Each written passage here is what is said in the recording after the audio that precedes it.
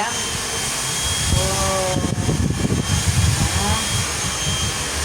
Napaka-dry ang buhok ni Madam. Diyos ko.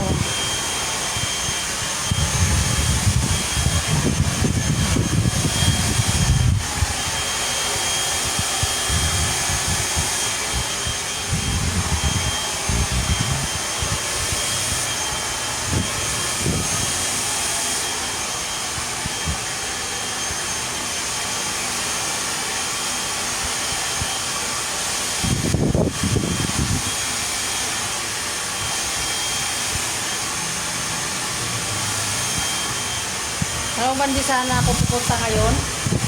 Inalala lang kita eh, baka wala ka makain.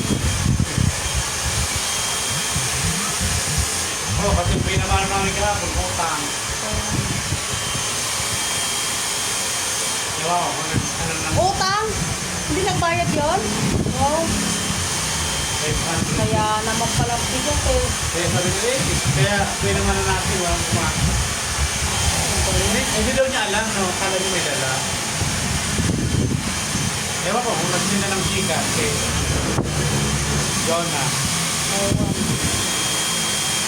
Ano lang ito?